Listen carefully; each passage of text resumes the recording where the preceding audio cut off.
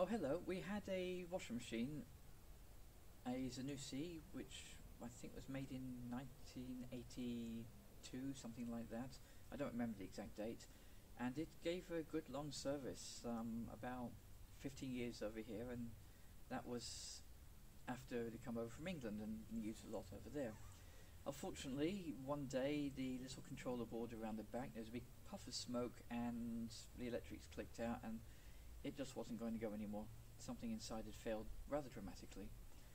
We have this old box, which when we first plugged it in, we got it second hand, when we first plugged it in, it tripped out the power. That's not a good start. So it was sitting in the shed and I took the capacitors out and used them in getting the Zanussi carry on going in its last days. Now the electricity comes in, don't know if you can see it, the plug is single phase. Now there's no such thing as a single phase AC motor. So what you use is a chunky capacitor like this, which delivers the power slightly out of phase, and that starts the motor turning. It's a lot more complicated mathematical than that, but that's all you need to know really.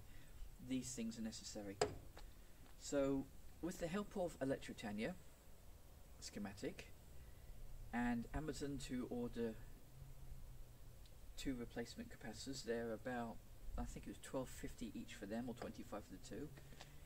I put them into the machine, a photograph, and found out that the problem with the short circuit was a wire had been chafing against the drum as it turned, and being an important wire in the drum being earthed, you can guess what happened.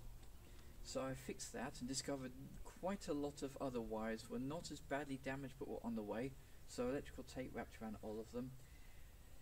Everything hooked up and ready for the first test to make sure that the motors actually worked, and here we go.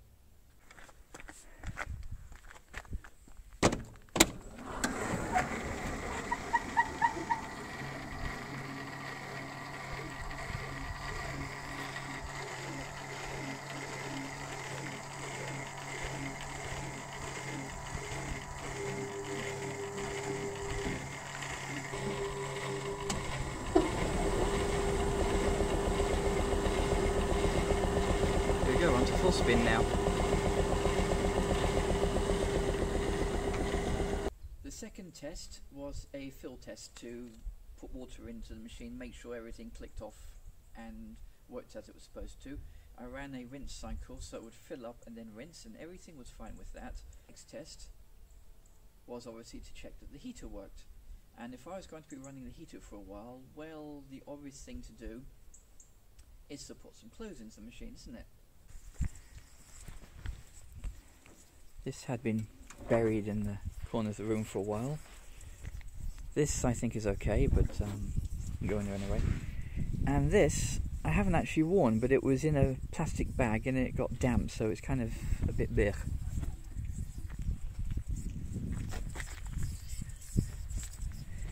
I only have hand washing solution, so I just stick some in there.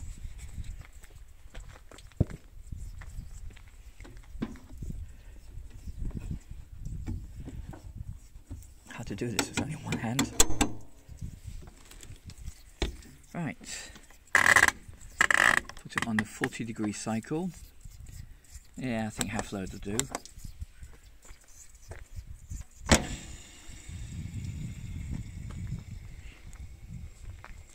And off we go. Now there is no thermostat inside this machine. I lie, there is actually a thermostat in there, but it trips out at about 87 degrees centigrade. Its sole function is to prevent the machine from boiling. The heating for the 30 degree, the 40 degree, the 60 degree, all of that is done by time. The idea being if you dump 2 kilowatts of heat into this much water for this length of time, it will get to this temperature. I put it on a 40 degree cycle, and this is what it reached. Our water comes from a well, so it's going to be quite a bit colder at this time of year. 28 is not 40, but seeing as it does it through a amount of time, then if I wanted an actual hotter wash, maybe 35 degrees, I stick it on a 60 cycle. Clearly in the summer this would have to be adjusted because the ambient temperature would be higher. The cycle was supposed to take an hour and a quarter. Skipping one of the rinses, having it on half load, it took just under an hour and a half. But then the water pressure, because it's a pump, is lower than the mains water. And here's what happened.